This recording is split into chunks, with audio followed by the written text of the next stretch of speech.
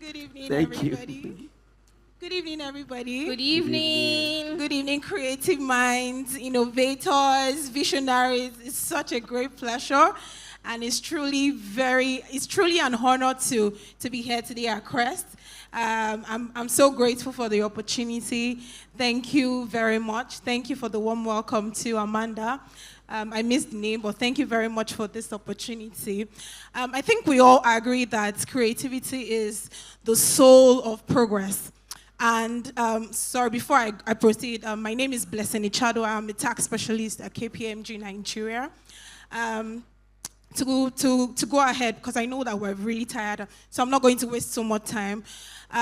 What I was saying earlier was creativity is the soul of progress. And we understand that in today's Nigeria, right, progress demands innovation and structure. That structure is where the Nigerian Tax Reform Act is. And if we've been following the news recently, over the last year, our government has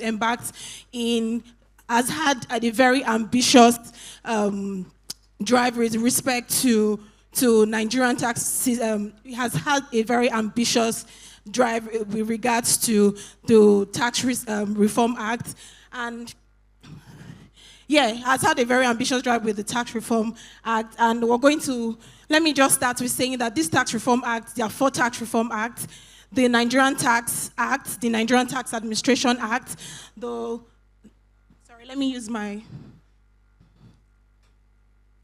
Nigerian Tax Reform. Sorry, is this not working?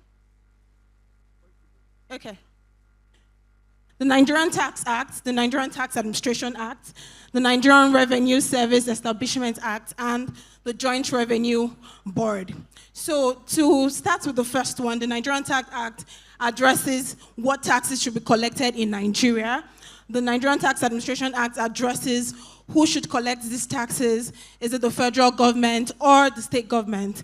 Then Nigerian Revenue Service Act speaks to how these taxes should be collected, and Joint Revenue Service Board speaks to tax resolutions, taxpayers' rights, and as well as taxpayers, how you can go about where taxpayers have issues with government, how can they resolve these issues, what should they do? The Nigerian Tax Reform Act was signed by the President last year, 26th of June. And I'm speaking specifically to the personal income tax because I do not have so much time to cover other areas. So I only have less than 20 minutes, so I'm just going to go straight into it and then take 1 or 2 questions so that we can wrap it up quickly. So one of the major changes with respect to the Personal Income Tax Act is the rate applied on income levels. So majorly, for the big boys and big girls that earn over 20 million are the ones that will be affected, that would pay more taxes. So if you have income levels from 20 million and below, your tax payment you would have lower taxes to pay. And I'm going to give a simulation, put numbers to this, so it's very easy for us to understand. But first of all, I'll just start with a case study that I have, just to explain some of the controversial issues that we typically have with respect to when people have creatives like you have different jobs, or you have a particular job and you work let's say you work in Lagos and you have your place of residence is in Ogun State. There are times when people are trying to get, where do I pay my taxes to? So looking at the case study that we have here above, the first one says, Benson, an employee of Afroverse Limited, situated in Abuja, owns a house in Kano, Nasarawa State, where his family resides. As this creative director, he commutes from Nasarawa to Abuja 3 days in a week and works remotely from home for the remaining 2 days. In line with Afroverse hybrid working policy, he spends most nights in Cairo. Which tax authority should the employees pay as you earn tax be remitted to? So essentially, this is saying that Benson is an employee, right? He has a job in Abuja. He stays, most times he spends his nights in Cairo, but he works remotely twice He works remotely twice in Abuja. So in this instance, where is his tax going to be remitted to, right? So the simple answer to this, right, just so that I can just fast track things, is his taxes would be remitted to Nasarawa State because that's where he spends most of his time. That's where he's resident.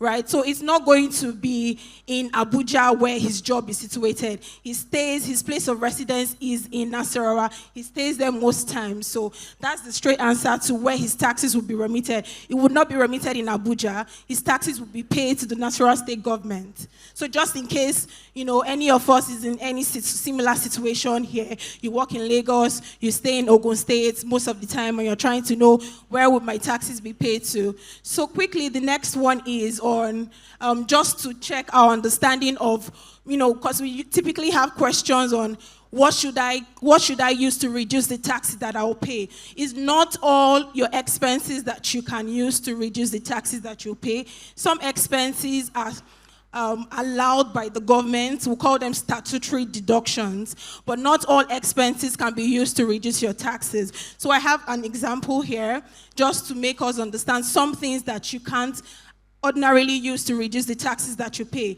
So if you look at the case study 2 we have, Debola made the following payments during the year: pension, life assurance premium, black tax, hospital bills. And in computing her taxes for the year, which of these expenses would be an eligible expense for her to claim during the year to reduce her taxes? I don't know if anybody can quickly give me the answer. What do you think which of these expenses do you think would not be used to reduce the taxes that Debola would pay for the year? Any hands? Is it pension, life assurance, black tax, hospital bills? Thank you, black tax. Any other person? Pension? Why pension? Why did you say black tax? Quickly, please. What does it mean? Do we all understand what black tax means? Can you explain so people can hear you? Okay.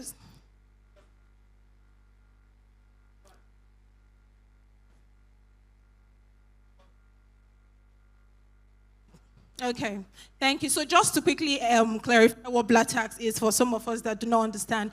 Black tax is typically the financial support that you give to your family members, your siblings, your relatives, right? Like some of us here, when we receive our income, salary every month, we get to send something home, we get to do something for our brother. Maybe you pay school fees, you send money for foodstuffs, things like that are what we call black tax. Right? And as he rightly said, he's very correct. You can't use that to reduce your taxes.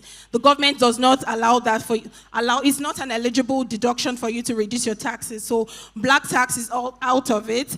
Hospital bills as well is out of it. So the only eligible expense that you have here that you can use to reduce your tax for the year is your pension and your life assurance premium. Life assurance premium quickly is just the insurance you pay for yourself or your spouse.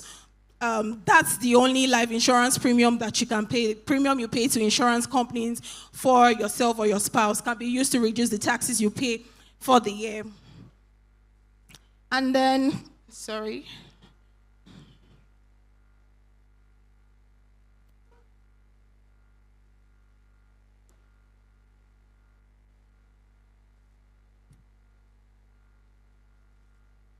Okay, so the last case study that I have before I wrap it up is just to give us a simulation, as I earlier started with, to say what it would look like for those of us that, based on the impact of the Nigerian Tax Act, what your personal income tax, what your tax payments would be vis-a-vis what we currently have in the tax regime. So it's just to show us if you would be paying more, if you'll be paying less. If we remember what I said earlier, for those of us that have incomes below 20 million, you would relatively be paying lower taxes than you are going to be paying.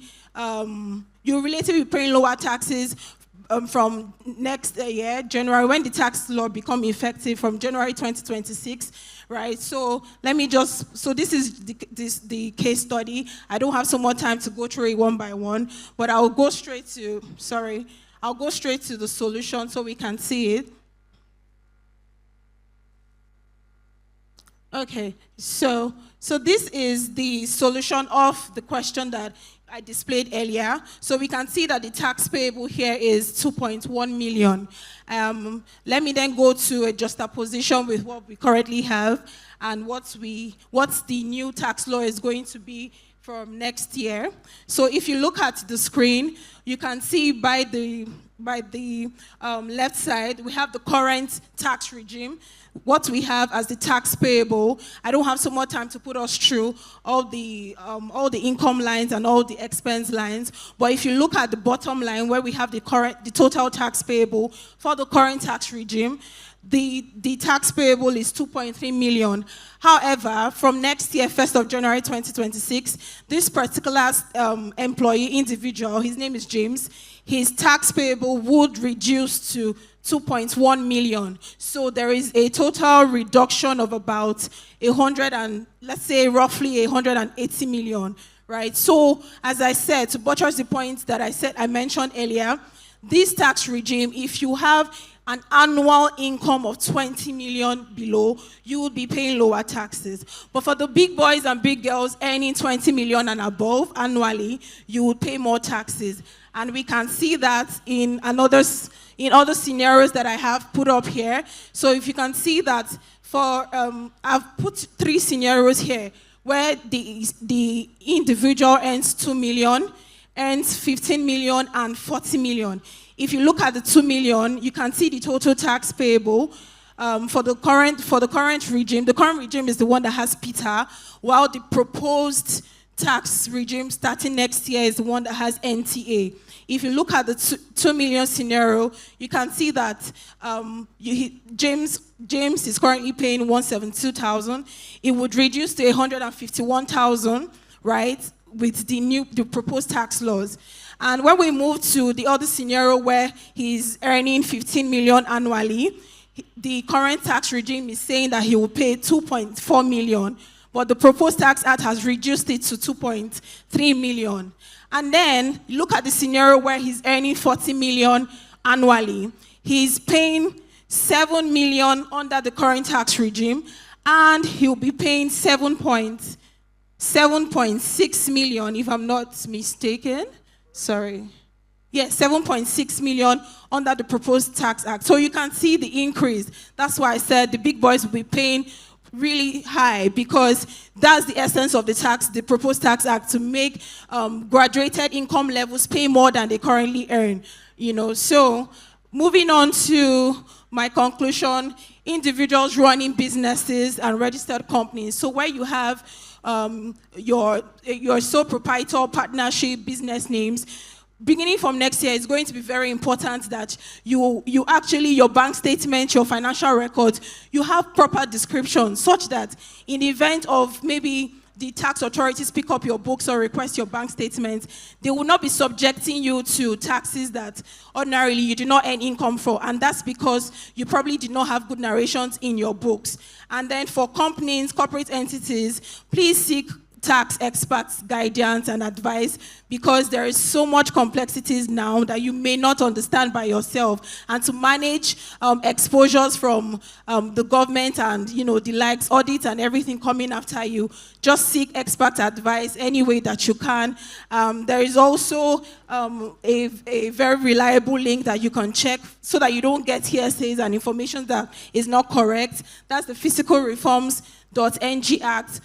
That's a very reliable website set up by the Presidential Committee of Fiscal Reforms Act. So you can always go to this link, check what you want to verify correct information, and keep yourself abreast with issues and matters that will help you to comply with your businesses and everything that concerns you with respect to your creative space. So thank you very much, everyone, for having me. It was really a great honor.